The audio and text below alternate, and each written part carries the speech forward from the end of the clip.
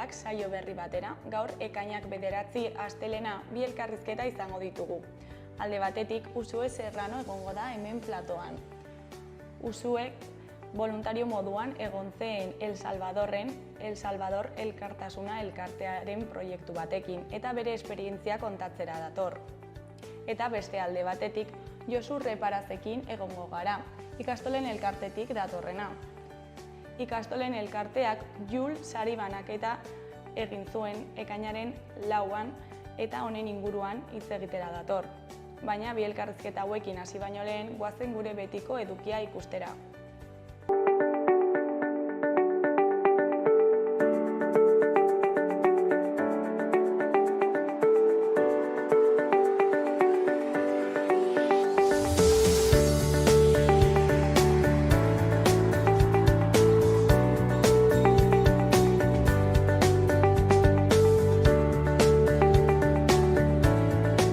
Gaurko efemerideak ikustera.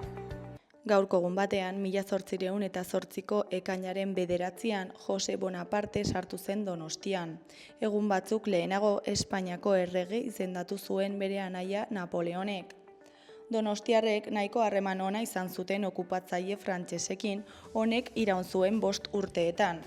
Hori dela eta frantziarren aurka Espainiar eta Portugaldarrekin aliatutako ingelesek hiria arpilatu eta erre egin zuten 5 urtera, 1600 hildako baino gehiago utziz. Urte batzuk geroago, 1918ko ekainaren 9an, Irlandako emakumeen sindikatuko kideek nahitaezko zerbitzu militarraren aurkako erresistentziarekin bat egin zuten. Lehenengo Mundu Gerrako soldaduak erreklutatzeko nahitaezko zerbitzu militarrari uko egin zioten gizonak lanetik kaleratu zituzten, eta emakumeek uko egin zioten haien lekuak hartzeari. Egun berean, baina 1944an, Johanna Kirchen antifascista esekutatu zuten naziek Berlingo espetxean. Hitler boterera iristearekin batera Frantziara ihes egin zuen.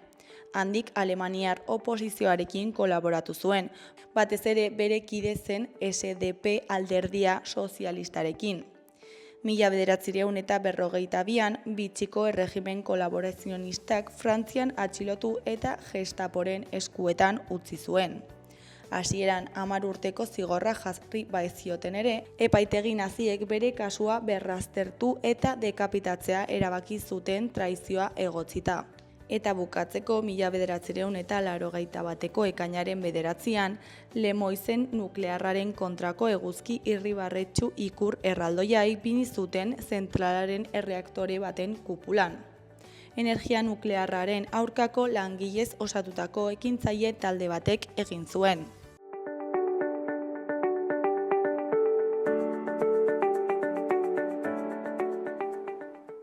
Ikus dezagun orain aste honetan daukagun agenda. Ostegunean kantu eta hitza musika zikloaren baitan, Mirua Hirukote Tolosarra igoko da O plazako oholtzara. Arratsaldeko 8etan hasiko da kontzertua, doan eta euria eginez gero erraldoien txokoan izango da emanaldia. Ostiralean Iruñeko Totem aretoan izango da Odei rap abeslaria iluntzeko 9etan. Terapia izeneko diskoa kaleratu berri du musikariak eta Iruñean aurkeztuko du. Larunbatean Modernoak izeneko antzerki animazioko ikuskizuna egongo da Iturramoko Zibiboxeko kanpoaldean, arratsaldeko 5:00. Igandean Basoa ikuskizuna egongo da Kondestableko Zibiboxean goizeko 12:00. Aurrendako ikuskizuna da Basoa, txontxongiloak aktore lana eta zuzeneko musika uztartzen dituena. Usue kezkatuta dago bere amona itzaltzen ari delako, eta basoaren sakonean barneratu nahi du, bertan bizi diren izaki magikoen bila.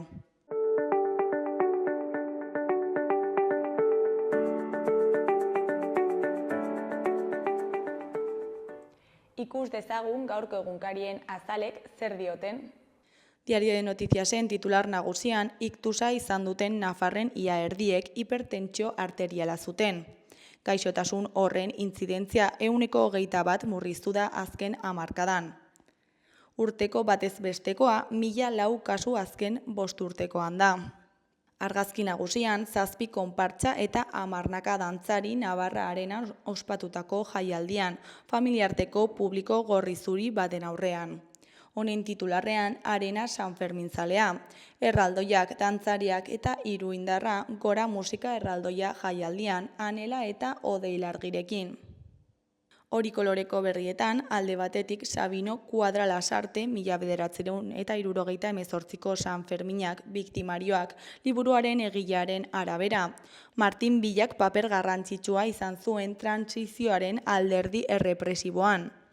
Beste alde batetik Feijóo hauteskundeak eskatu ditu, Madrilen klik egin ondoren. Jarraian Miguel Uribe hautagaiaren aurkako atentatua Kolonbian. Ezkerreko berrian, Gereziaren azoka milagro bisitariez betetzen du. Beheko berrian, 15. liburu azoka salmenta arrakastatsuekin bukatzen da. Diario de Navarraren titularrean, milaka lagunek kalean Pedro Sánchezek hauteskundeak deitzea eskatu dute. PPren manifestazioak demokrazia betetzeko erronka bota dio presidenteari. Núñez Feijóo bere burua eskaini du Espainiari erdigunetik gobernu berria emateko. Argazki nagusian, Carlos Alcarazek bere burua bota du Parisko lur arrotura, Sinner mendean hartu ondoren. Honen titularrean, historiarako garaipena, Alcarazek Sinner gainditu du Roland Garroseko finalik luzeenean. Eskuineko berrietan, alde batetik birgaitzeko laguntzak 100.000 euro baino gehiago dituztenei ere emango zaizkie. Beste alde batetik, Espainiak penaltietan galdu du Portugalen aurka Nations Leagueko finalean. Goiko berrietan, batetik Santa Kara berpizten da eta bere iragan erromatarraz gozatzen du. Bestetik Gereziaren gorespena Milagron. Azkenik, Fernandez anaiak txantreatik mundura. Gararen titular nagusian, Oliver Peter Raúl Fuentesen abokatuaren arabera, Europan eta NBn badakigu Espainiak milaka euskal herritar torturatu zituela. Argazki nagusian, gizon bat Mexikoko bandera altxatzen dugu. Honen titularrean, deportazioen aurkako jarrera nagusi Los Angelesen. Eskuineko berrietan, alde batetik elkartasun flota Gazara ez dadila iritsi agindu du Israelek. Beste alde batetik Lekeitioko alkatea den Ander Aldara Zabalaren arabera, hutsik dauden etxeak badaude, gazteentzat ez badago zerbait gaizkidoa. Jarraian Tolosaldea eta Orio Garaile Euskadiko traineru txapelketetan. Euskal Herria irratiari dagokionez, titular nagusian, Egoi Irisarriren arabera, Grande Marlaskari torturak kontatzen nizkionean, primeran gogoratzen dut nola irribarre batekin entzuten zituen. Beste 20 pertsonarekin batera Guardia Zibilaren esku zegoenean pairatu zituen torturak aitortu dizkio Nafarroako gobernuak. Urrats honetara heltzeko torturatuen saretik egindako lan kolektiboa azpimarratu du Euskal Herria irratian. Ziklo baten itxieratzat hartu du aitortza Irisarrik. Eskuineko aldean, goikoan, Giza liburutegian programa LGTBI+ liburuekin iritsiko da 6 udalerrietara. Giza liburutegiak herritarren istorioak kontatzeko dituzten pertsonen testigantza zuzenak aurkitu eta ezagutzeko guneak dira. Jardueraren helburua topaketa sustatzea eta diskriminazioa gutxitzea da. Desberdintasuna ospatuz eta pertsonarekiko elkarrizketa tolerantzia, zein errespetua sustatuz aurreritziak eta estereotipoak zalantzak jarriz eta gizarte kohesioa finkatzen lagunduz. Behekoan, Udaherri musika jaialdia ekainaren 7an Zaraitzun. Pirineoetako musika taldeak ezagutzeko eta ibar desberdinetako bizilagunak elkartzeko jaialdi berria aurkeztu dute.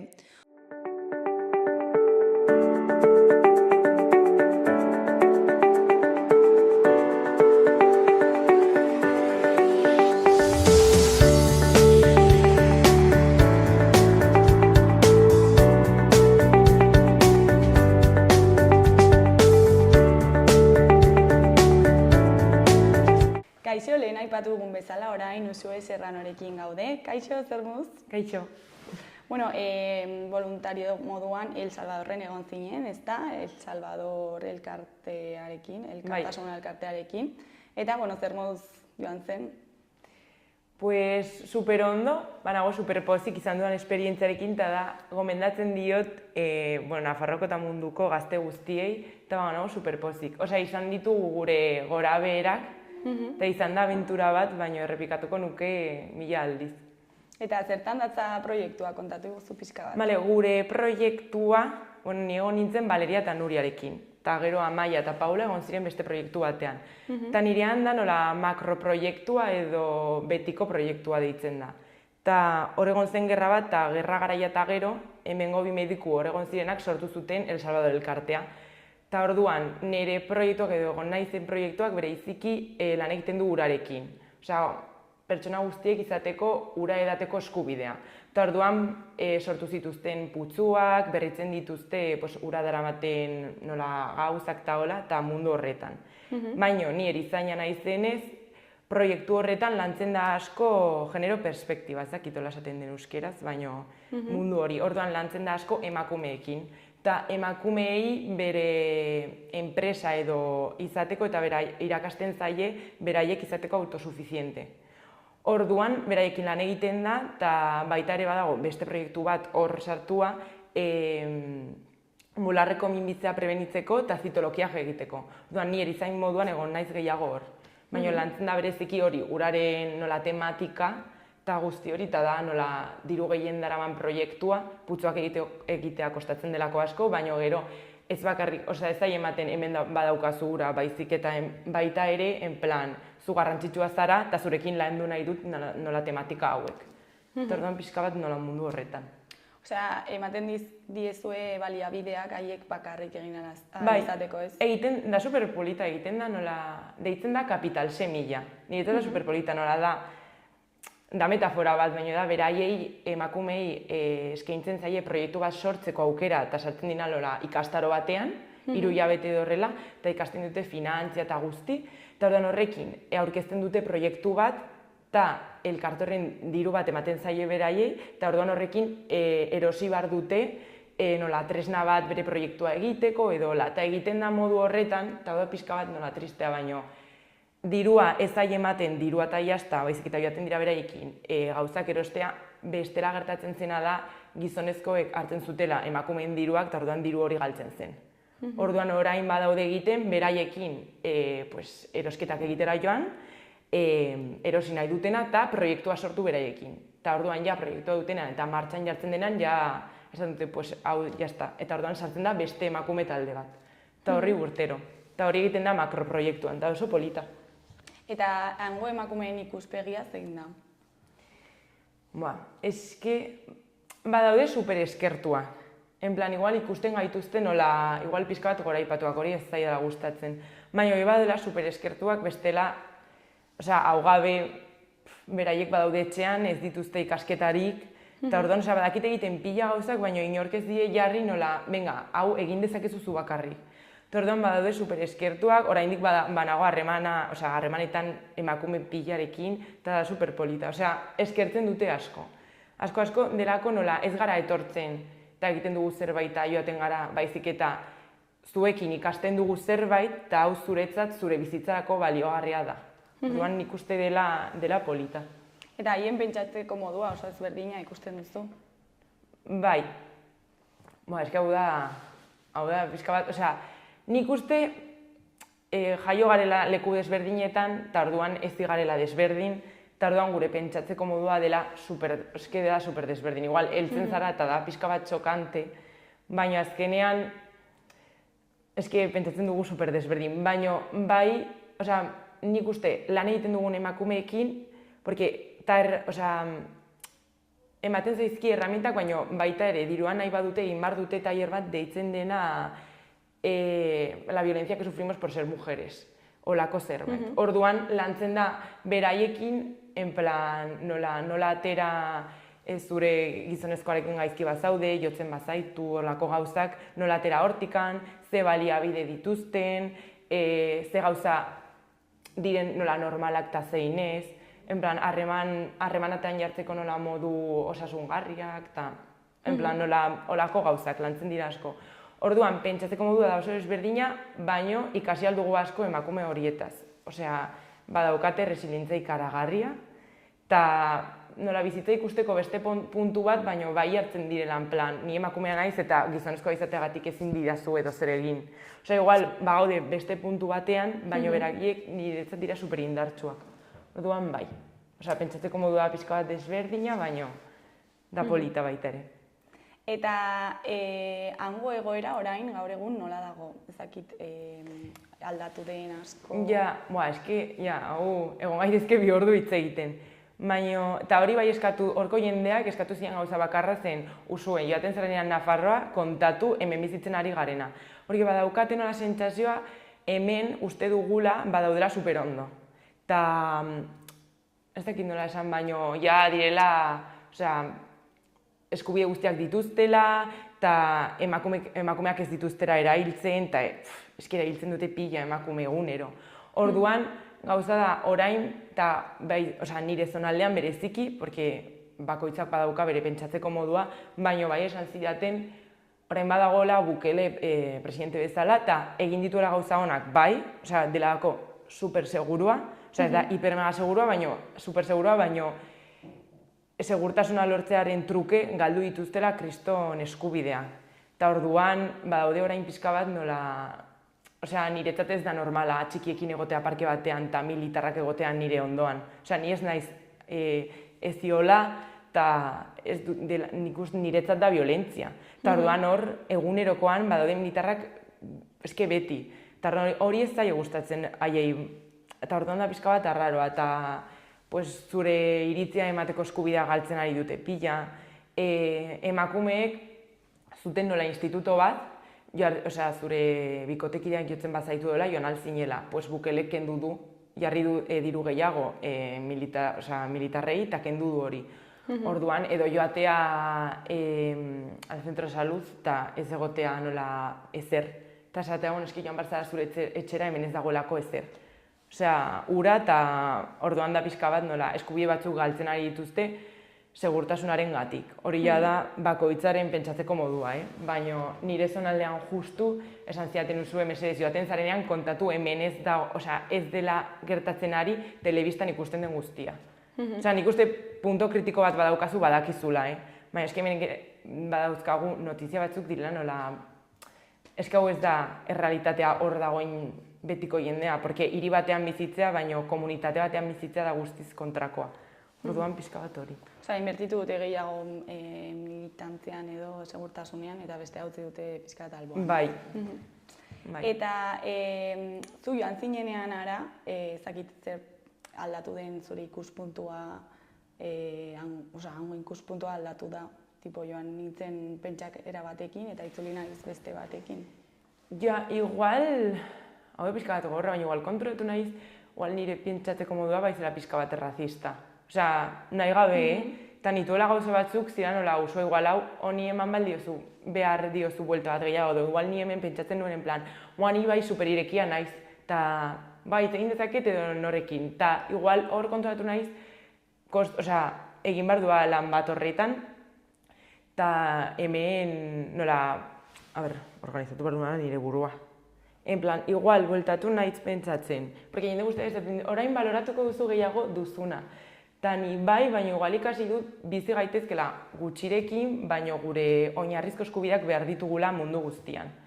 Torren igual horretan, bai, aldatu zait pixka bat, eta ikasi behar dudala edonorrekin bizitzen, eta igual hemen garela superberdinak, ez gara konturatzen, baina gara superberdinak, eta orduan joaten zara eta ikusten duzu beste realitatea posible dela, eta super pozik bizi dira, baina eskubideak oinarrizkoak edonork behar ditu dela. Hori, fijo, igual hemen bizi gara behar ditugun, ez ditugun behar gauzekin edo hola, baina batzuk egon behar direla beti. Hori bai, ez dakit azaldu naiz, Bai, baina eta uste duzu, hemengo jendeak daukagula ezakit ikuspegi europeista bat. Bai. Ni maite ditut nire lagunak, nire familia eta hemen daukagun bizimodua. Baina bai badaukagula pentsatzeko modu bat. Nik uste badagoela jende superpolita hemen eta joan da hitz egin aldea beraekin eta bai daukala pentsatzeko modu bat moldatu daitekena edo egin daitekena beste bizimodu batera. Baina gehien bat hemen bai badaukagula nola pentsamendu mota bat guztiok, eta, bueno, orain ikusten ari naizena. Eta asko kesatzen gara, osea, gauza bat da eskesatu eta gauza bat da kesatu baino hemen gure egunerokoan. Edo bizi garela modu batean dela lan egin noseke eta roda batean sartzen garela eta ez garela ateratzen. Eta igual hor bizi dira lasaiago. En plan, naturarekin konektatua edo gehiago bizi dira polikiago hemen, ez dakit, joaten gara leku guztietara korka egiten, tio, en plan, ez gara gelditzen. Baina ikasi dut asko. Osea, beraien gandik, gustatu zait asko. Bai, hartzen dute dena patxada gehiago. Bai, osea, ez da puntu bat ez da bestea, nik uste bilatu behar dugula tartean zerbait, porque hemen mundu guztiak badauka antxietatea eta guzti, eta nola, eski igual ez gara gelditzen, eta hori igual da, nola, venga, plan, pixka bat, baino izan da polita, nola ikustea, nola biziren beste modu batean eta posible den bizitzea beste modu batean. Osea, gure bizitzeko modua ez dela bakarra. Daudela bizitzeko beste modu batzuk. Eta orain bakarrik egon naiz, El Salvadoren suposatzen dut bestereku batera joaten ba naiz, ikasiko duela beste gauza bate. Eta nabari duzu egunean bizi direla? Bai, hori hemen ez dakit, osea, esaten hor planak egiten ziren egunero. Ez da, asteburu hontan egingo dugu, osea, ni bueltatu naiz, eta ja, 4 asteburu doboz baditut gauzekin. Hor zen nola, egunean bizi, baita ere diruarengatik bizi ziren egunean, osea, hori niretzat ez da ona, baino, bueno, horra zen errealitatea. Baina bai, planengatik edo hemen nola okupatzen dugu momentu guztiak, eta hor zen nola, gaur arratsaldean badaukat libre, pues jaten naiz edo egoten naiz norbaitekin. Bihar beste gauza bat, baina bai, bizitzen ziren nola, eta zen polita, hori. Eta hala ere, lasaiago bizi dira. Bai, super lasai, osea. Eta, bueno, gero ere komentatu duzu beste proiektu bat dagoela, ez? Beste proiektu bat. Hau da superpolita eta Euskarekin badauka nola lotura asko. Eta nik uste hasi zirela orain dela gutxi, deitzen da Nahuat. Ez dela Nahualt, porque jende guztia esaten du, Nahualt uste dut dela Mexikokoa, eta Nahuat da El Salvadorrekoa. Eta dago beste zonalde batean, dago iaia Guatemalarekin fronteran, eta gertatu zen atzen masakratu zutela biztanleria oso bat, hitz egiten zutena Nahuat. Eta orduan badaude, nola, jende gutxi egiten dutela hizkuntz horretan. Orduan, sortu dute Kuna izeneko nola gauza batzuk, eta hor jartzen dira txikiek, eta badaude Nancy izeneko emakume batzuk, eta direla emakume helduak badakitenak Nahuat ikasten. Orduan, elkartzen dute Nancy bat irakaslea den norbaitekin, eta laguntzen dira txikiei irakasteko hizkuntza. Orduan, Amaia eta Paula badaude hor lan egiten beraiekin badurako txiki asko, eta orduan irakasten diete kaixo agur, koloreak, eta horako gauzak. Eta pena bat da, ez daukatelako oraindik institutorik, ez da unibertsitaterik, baina eske badaude, dira oso gutxi. Baina onginen hor Peio eta Markosekin direla gure elkartekoak, eta orduan hor bai egon ginen, egin zituzten poemak, eta izan zen superpolita. Da hizkuntz bat superarraroa, euskera bezala, suposatzen dut, baina da superpolita. Eta da proiektu bat, euskera maite duten pertsonentzat da hola, dela nola superantzekoa, eta nire gustatu zitzaidan asko. Ez naiz egon hor, naizelako hori zaina, eta hor ez dut asko egiten, baina izan da superpolita ikustea. Ikustea Kunak, eta nola irakasten duten, eta gero nola larun batetan elkartzen diren txikiek hitz egitera. Gehien bat, saiatzen ari da izatea nola amonek umei, eta hola, eta poliki-poliki. Eta egunero elkartzen dira? Bai, da, nola guarderia, bakit ez dela saiatzen guarderia, baina olako bat bezala, eta ordein jaten dira goiz guztian, ikasten dituzte gauzak, eta bereziki guztian Nahuat. Eta orduan superpolita. Uste dut 3 urtetatik edo txikietatik 6 urtetaraino, baina ez dakit seguru hori. Eta bakizue arrakasta duenez? Badirudi batzuk hitz egiten, baina euskeraz bezala batzuetan zure familiak hitz egiten ez badu lagunen artean ez duzula egiten. Dela pena bat, baina gertatzen da asko Nafarroan. Orduan hor gertatzen ari da, eta orduan 6 urterekin bai badakite batzuk egiten, orduan sortu dute gauza bat deitzen dela Las Sabatinas, eta orduan larun batetan elkartzen dira, 12 urte dituztenak eta hole, pixka bat jarraitzeko ikasten. Eta horiek bai hitz egiten dutela pixka bat. Baina realitate hori ezagutzen dute gehiago Amaia eta Paula, baina oraindik behar da asko. Eta behar da bertako gobernuak jartzea hor dirua, porque bestera galduko da. Eta da, hizkuntz bat superpolita, eta boka kultura, osea, jantzten dira emakumeak modu batean superpolita, en plan, gauza bat deitzen dela refajo. Orduan, hemen gu daukagun gure jantzia, pues beraiek daukate beratena, da superkoloretsua, ezakit, da superpolita. Eta zuretzako zer moduz izan da esperientzia, errepikatuko zenuke? Ni bai, eta hitz egiten gurasekin, bai, uste dut hor joaten den jendeari esan behar diogula dena ez direla, ez dela superpolita, dela supergogorra. Baino, ni errepikatuko nuke eta ikasi dut asko. Ni joan nahi dut berriro, edo joango naiz berriro. Ez dakit noiz, baina orain behar du galako dirua, baino, bai. Ni, gomendatzen dion, pixka bat, esaten da lagundu, baina nik uste laguntzen zaituztera gehiago haiek zu haiek baino, bueno. En plan, hori beste tema bat. Baina gomendatuko nuke eta ikasi dut, joan zen pertsona, nire pertsona ez da bueltatu den berdina. Igual hemen nire lagunek ez dute nabaritzen orain, baina nik uste ikasten duzula asko. Hemen 8 hilabetetan ez duzu ikasten hor ikasten duzun berdina. Baina ez erizain moduan, baizik eta pertsona moduan. Eta zakit norbaitek esaten baldin badizu pentsatzen ari dela joatea voluntario moduan, zer esango zenioke? Eski ni orain badago kuadria guztiari en plan, joan behar zarete. Baina, eski da superpolita, ni orain badaukat familia bat hor, eski ez da, eta beraiekin hitz egin dutango jendearekin, ez da zu joaten zara dira 8 hilabete eta azten duzu hor bizi izan duzun guztia. Bai egia da urteekin igual harremanak eta hori aldatzen direla, baina eski ni hor badaukat nire hango ama, nire hango arreba eta nire hango lagunak.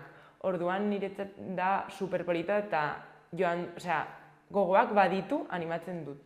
Edonor, niretzat kritikoa den norbaitentzat eta norbait badagoena prest bere privilegioi alde batea guztea, porque hori egin behar duzu. Eta hemen behar ditugu gauza gehiago, pues igual, baina privilegiodunak bagara, bai. Orduan, pixka bat ikastea hori, eta joatea nola ez diet lagundu behar. Beraiekin zerbait konpartitu behar dut, eta ikasiko dut asko, baina nola pentsaera hori en plan, ze pertsona ona joan zara laguntzera. Nik uste hori aldatu behar dugula pixka bat, en plan, joan behar zara nola mentalitate batekin, en plan, konpartitu behar dut nire bizitza norbaitekin, eta ikasiko dugu biek, en plan, delako superpolita, baina ikasi behar dugu biek batera. Baina norbait badago pentsaraekin, joan behar naiz laguntzera, pixka bat hori begiratzea eta aldatzea. En plan, nola, joango naiz ikastera, izango litzateke nola niretzat, nola hobeto. Baina animatzen dut jendea, da superpolita. Eta orain ere Nafarroako gobernuak beka bat ematen die voluntario moduan joan nahi duten gazteei, ezta? Bai. Ni banaiz pixka bat despistatua. Orduan, pasatu zitzaidan beka. Baina hori da, joan naitekela oraindik bekarekin. Baina badaude, aurten atera dituzte proiektu gutxiago, namaten dit pena baino, ireki dute egun hauetan, eta orduan zu apuntatzen zara eta izaten dituzu elkarrizketak elkarte desberdinekin. Ikusi aldituzu proiektuak, eta apuntatu altzara proiektu desberdinetara. Badago bat Argelian, dela superpolita, 3 hilabete, gero Perun atera dituzte Biberri, Kolombia, El Salvador badaudela 5 plaza, eta orduan sartu zara webgunetan, eta ikusi zer egin dezakezun zu. Eta badaude 2-3 hilabetetatik 10 hilabetetara. Ni gomendatzen dut 10 hilabete joatera, porque ikusten duzu guztia. Eta ikasten dituzu gauza berriak, eta da superpolita, baina nik uste 3 hilabete baitere egon behar dela polita. Eta ematen dizute, bekada ikaragarria, Osea, ni nago superpozik Nafarroak egiten dituela gauza hauek. Egaldia bak, osea, txertoak eta guzti, eta gero han, herrialdeen arabera, ematen dizute diru gehiago edo diru gutxiago, baina bizitzeko super ondo. Eta gaina sobratzen zaizu pizka bat zure gastuetarako, zerbait gertatzen bada hor dirua izateko, eta super ondo. Osea, hori. Zeren arabera ematen dizute edo ez? Pues, zenbat kostatzen duen bizitza herrialde horretan.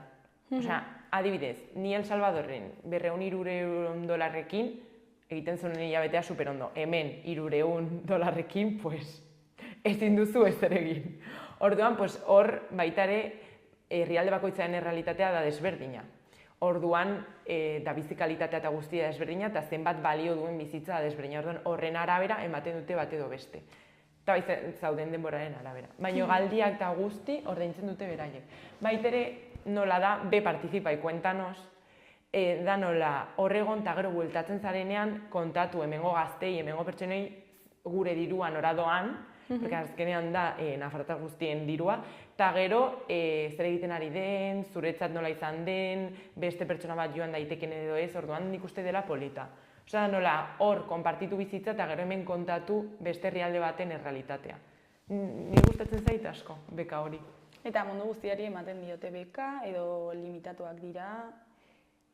Claro, osea, ez dituzu izan behar ikasketarik, Osea, bakarrik nik uste ikasteko gogoak. Bai, claro, igual plaza batentzako eman behar duzu zure kurrikuluma. Orduan, claro, pues imaginatu joan bartzarela txikiekin lan egitera. Pues igual irakasle batek sartzen da lehenago, jo que se, pues beste lan bat duen pertsona bat baino. Orduan, bai, eta elkarrizketen bidez beraiek aukeratzen zaituzte. Osa, zuk esaten duzu ze proiektutan zauden, osa, nahi duzun parte hartu edo hola, eta gero beraiek elkarrizketa baten bidez esaten dizute, pues, nahi bazaituzte ez, baino bereziki orain ezakitzen bat plaza dauden. Baina hori, El Salvadoren daude 5, Kolombian atea daute, Perun beste 2, osea, ez daude 30 plaza. Baina 10-15 nik uste baietz. Eta ez dira betetzen. Osea, nik uste gazteriak ez dakielako hori dagoela. Porque ni orain hitz egiten dut nire lagunekin eta nire lagunen lagunekin eta esaten dut, eski hau existitzen da. Eta nik uste jendeak ez dakiela. Bai, ez da asko hitz egiten. Bai. Eta, bueno, ja uzuei bukatzeko, ezakit zerbait gehiago komentatu nahi duzun, jendeari zerbait esan. Boa, ni igual animatzea jendea gauza hauek egitera edo bere dirua elkarteetan sartzea eta hori delako gero superpolita, en plan, nora doan hori. Eta gazte, edonork egin dezakeela, igual edonor ez dago prestatu hau bizitzeko, baino dela superpolita, eta justo El Salvador elkartasunekin ninago superpozik, laguntzen zaituzte asko, da nola super, ez dakit, txikia eta ez gara pertsona asko, baino da superpolita. Eta orduan hori norbait interesatuta badago, pues ni prest nagoela berriro hitz egiteko eta kontatzeko eta jendea animatzeko lako gauzak egitea, beharrezkoak direla. Eta kritikoak izan bar garela, en plan, beste herrialde batzuetan dagoen errealitatearekin. Osea, gure eskubideak defenditu behar ditugula, eta horrekin super, baino jakin da, beste munduko puntu batean, igual eskubide horiek ez dituztera eta lagundu algarela guztien artean. Bueno, zuei mila esker, zuri gurera etortzeagatik eta zure esperientzia kontatzeagatik. Mila esker. Eta ea laster joaten zaren. Berriro.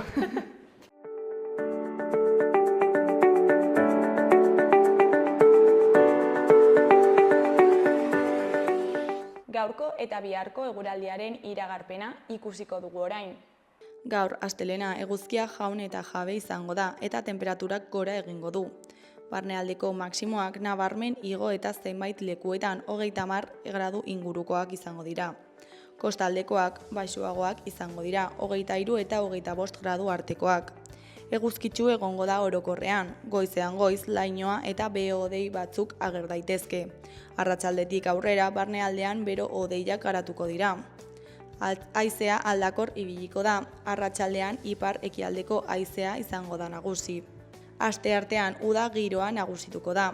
Temperatura altua izango da eta ekaitzak jo dezake. Hala ere, zerua ez da guztiz garbi egongo, hodeitza aldakorra izango da, arratsaldean bero-hodei batzuk agertuko dira eta huts gandua ere sar daiteke. Arratsaldean baliteke trumoi ekaitzak izatea, batez ere barnealdean. Hegoaldeko haizea ibiliko da eta arratsaldean kostaldean brisa ibiliko da. Barnealdeko hainbat tokietan maksimoak 30 gradutik gorakoak izango dira. Kostaldean brisa dela eta apur bat baxuagoak izango dira.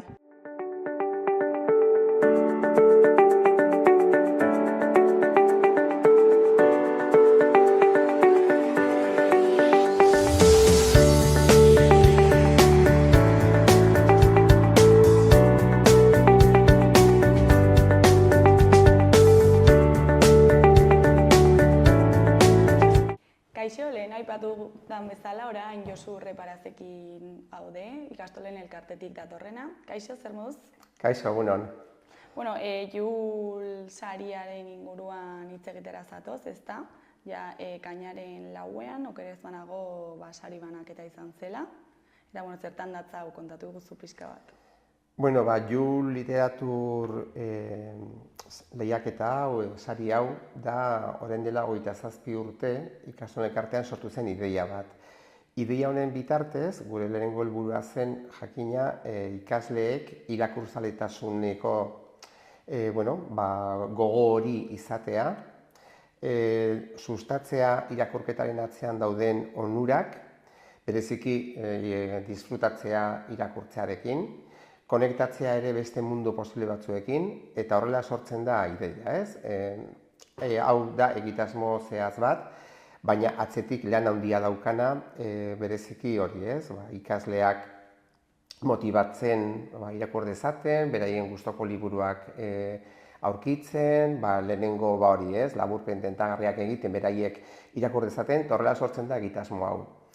Egitasmoa sortzen da Nafarroako ikastolen elkartean, baina esan dezakegu dela hori, ez? Euskal Herri mailako egitasmo bat bilakatu den proiektu bat. Bertan parte hartzen dutelako, bai Gipuzkoa, Bizkaia, Araba eta iparraldeko eta Nafarroako noski ikasle asko. Urtero eta urtero milaka ikasle parte hartzen dute, hori ez, irakurtzaletasuna sustatzeko programa honetan, eta baita ere bozka egiten den egunean. Eta programa hau nola antolatzen da? Ez dakit, ikastolen bidez klasean egiten dituzten ilustrazioak eta idatziak edo bakoitzak bere kabu? Bueno, hemen urtean zehar nietik badago taldetxo bat sustatzen ditu jarduera desberdinak irakasletasuna sustatzeko urtean zehar. Hor planteatzen dira, hori ez, oso jarduera erakargarriak ikasleentzat. Horan irakasleak dira nolabait hau bideratzen dutenak, sustatzen dutenak, ez? Helburua da ikasleak literaturarekin kontaktuan jartzea, beraien gustoko liburuak eta jarduera atseginak planteatzea. Eta baita ere ilustrazioaren mundua ezagutzea eta azkenean lortu nahi duguna da hori ez, ikasleak irakurtzea, eta nahi duguna da baita ere, beraiek gustokoen izan dituzten bai idazleak, liburuak eta ilustratzaileak aukeratzea. Eta hori da zuzen ere Jul egitasmoaren bukaera, ez? Hor bukatzen da prozesua urtean zehar egindakoa. Aukeraketa horretan ikasleek modu demokratikoan beraien bozka ematen dute. Zein den urtean zehar irakurri landu duten liburuen artean, eta izan daiteke bai etxean irakurria, bai ikaslan irakurria zein izan den beraien gustokoena. Eta hortik ateratzen dira, Jul sarituak diren bai idazleak eta bai ilustratzaileak. Eta izena nondik datorze da J-U-U, osea bi U eta L. Begira, Jul da liburu baten izena, liburu hau sortu zuten bi pertsonen artean, alde batetik dago idazlea Gregoire Meyer, eta gero dago baita ere liburu horren inguruan nolabaiteko ilustrazioak eta eskulturak egin zituen Coer van der Meletzen ilustratzailea eta artista. Liburu hau ikastolen elkarteak oso kutxuna du, orain dela urte asko erabaki zuen liburu hau euskarara itzultzea, eta gaiak benetan hunkitu ginduen, ez? Da jazarpenaren inguruko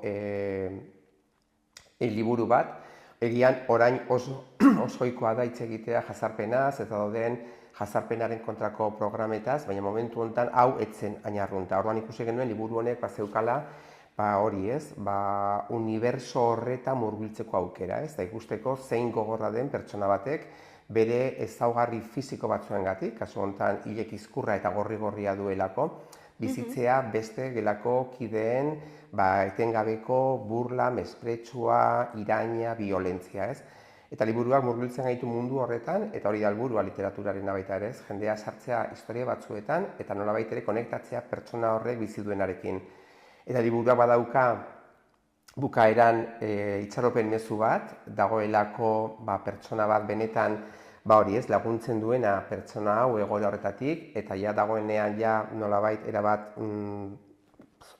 ondoratuta pertsona horrek lagundu egiten dio ateratzen egoera horretatik.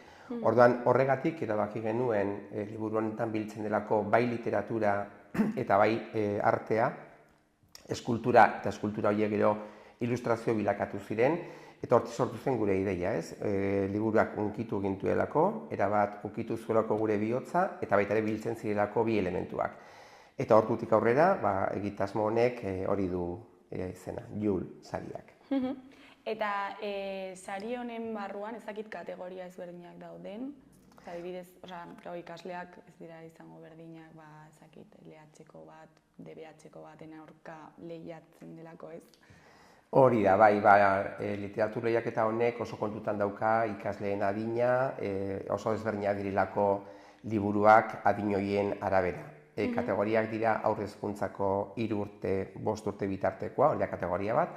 Lehen hezkuntzan egiten dira 3 kategoria, zikloaren arabera, bat, bi, bat, 3, 4 da beste bat, eta 5, 6 beste bat. Eta gero dago DBH-ko kategoria 4 ikasmailak sartzen direna. Eta horretaz aparte badago kategoria zabal bat, hartzen dituena kontutan guztiak, eta hori da ilustratzaileena. Orduan, noski ikasleak, hori ez, bere adinari, bere etapari, bere garapenari dagokion liburuen artean aukeratzen du. Horregatik, nik uste dut oso galdera pertinentea dela, dago osongi banatuta pertsonaren adinaren eta interesen da garapenaren arabera. Eta gero balorazioa nola egiten da, zer da baloratzen dena? Bueno, balorazioa oso librea eta subjektiboa da, ze azkenean, irakurketa guztiak egin ondoren, ikasleak, apirila aldera, normalean baliatzen dugu, hori ez, haur eta gazte literaturaren nazioarteko eguna, baliatzen dugu inguru hori bozkak egiteko. Orduan hori ikasleak, modu demokratikoan, joaten dira, txikitxona joaten dira, beraien bozkarekin urna batetara, eta hor sartzen dute zein izan den, beraien gustokoena izan den liburua. Helduagoak egiten dute ja modu digitalean, ez? Orduan, modu horretan, ez, norberaren gustokoena izan den liburu eta ilustratzailea kontutan hartuta, ateratzen dira Jul sarituak diren idazleak eta ilustratzaileak. Eta zein da saria, zer da irabazten dena?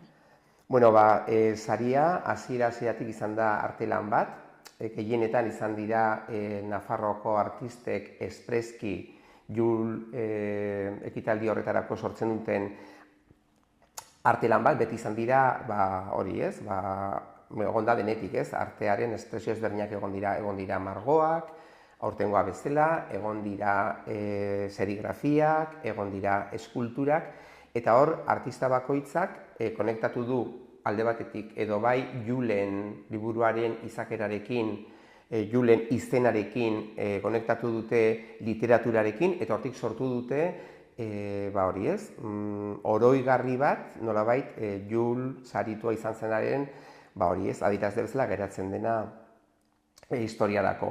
Aurtengo edizioan, artista nafar batek egin du lana, da Alicia Irigoyen, Zudairekoa, Bilbon bizi dena.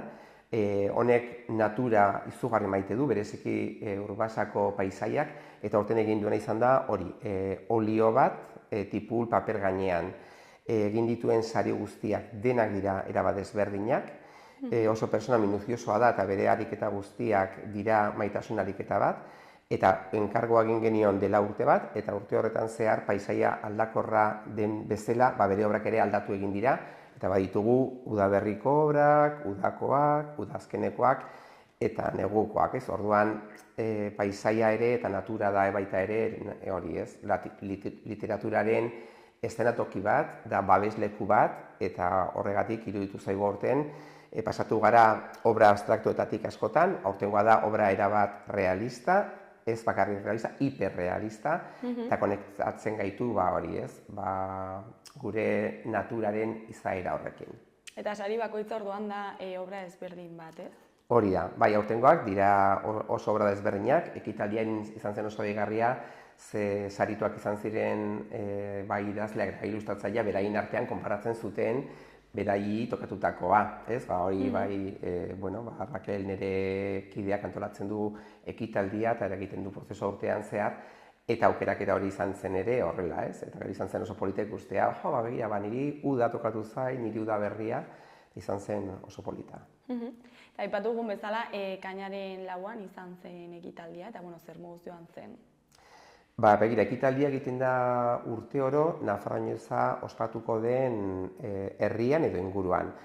Kasu honetan, Epadezigan da Tarrabian dago, Nafarroinez antolatzen ari den ikastola, eta ekitaldia egin genuen Burlatako kulturetxean. Nik uste dut ekitaldi hau dela oso polita, hunkigarria.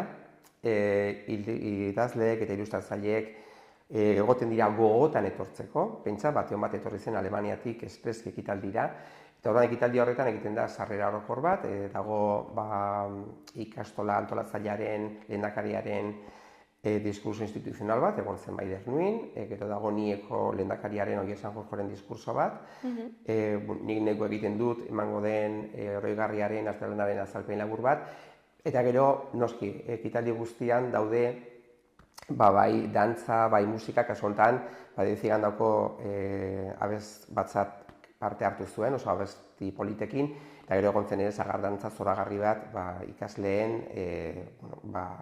dantza taldetik sortutakoa.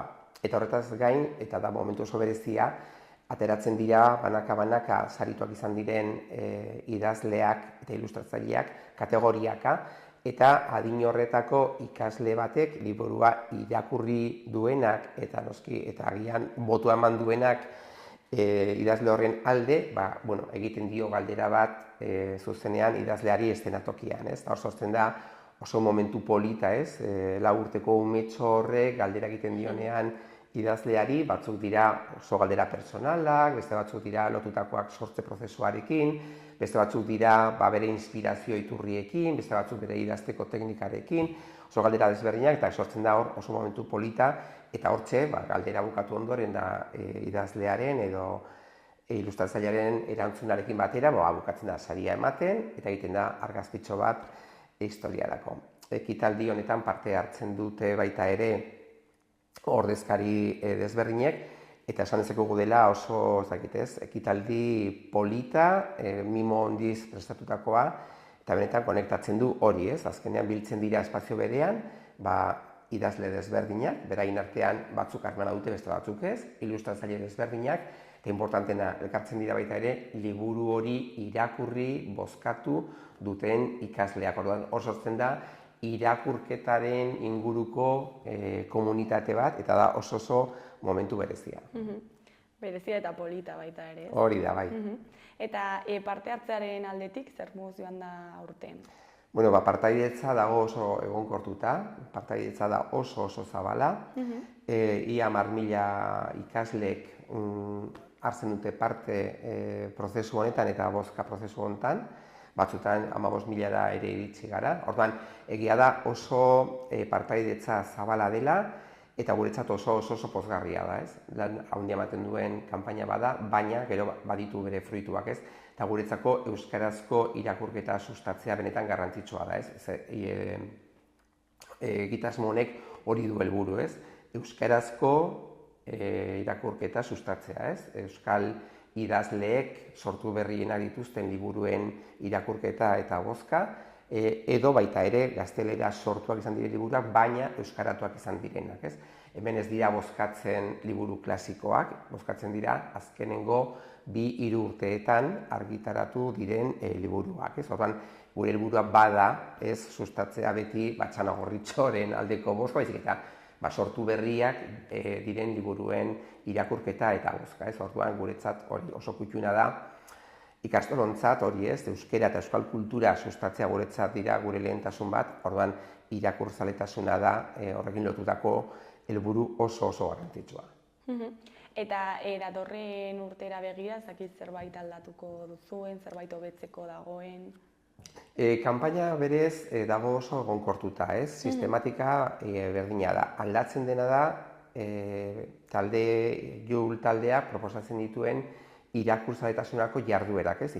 Jarduerak hilabetero proposatzen dira, batzutan egin dira gaubelak, ikasleak egotea ikastolan denak gauean lo egiten zakuetan da irakurtzea, oso gauza desberdina sustatu dira idazleak joatea gelara eta kontatzea bere prozesua ikasleei, oso jarduera desberdinak. Orduan, kanpaina bakoitza baditu bere jarduera propioak eta ezberdinak direnak. Baina berez, mekanismoa ze kategoria dauden, zer saritzen den, hori beti mantendu egiten da. Aldatzen denak dira, urte honetan zehar argitaratuko diren liburuak eta horiekin batera doazen ilustrazioak, horiek berriak izango dira, orduan ikasleek izango dute aukera horiek ezagutu irakurri eta bozkatzeko. Eta, bueno, ja, Josu, bukatzeko, ez dakit zerbait gehiago komentatu nahi duzun, jendeari zerbait esan. Bueno, hemen esan dezakeguna, beti animatzen dugula bai ikasleak da bai helduak irakurtzera. Irakurtzeak konektatzen gaitu beste unibertso batzuekin, beste mundu batzuekin, ematen digu aukera bidaia egiteko, amets egiteko mundu ezberdinetara, eta baita ere konektatzen gaitu gizartean dauden gaiekin, zer haur eta literatura izan arren, planteatzen diren gaiak ez dira txorakeriak, ez? Hor, aipatzen da jazarpenaren gaia, aipatzen dira ametsak, tratu onak, zaintzak. Orduan, nik uste dut irakurtzeak ateak irekitzen dizkigula, gure burua ireki egiten duela, prestatu egiten duela, orduan, gure azkeneko mezu bezala hori ez, importantea dela irakurtzea, eta animatzen ditugu ikasleak eta helduak gozatzera literaturarekin, eta literatura horren, ez dakit nolabait, lagungarri den ilustrazioekin ere. Bueno, Josu, zuri eskerrak eman, gurekin hitz egiteko tartetxo bat ateratzeagatik, eta proiektu polita hau gurekin partekatzeagatik. Eskerrik asko zuei beti bihotzez.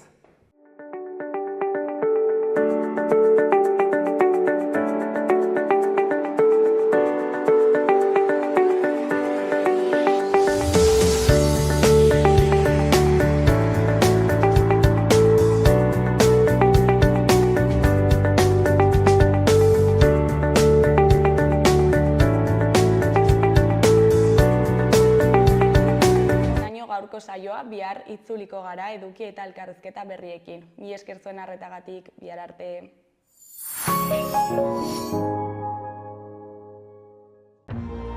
Gobierno de Navarra. Nafarroako gobernua.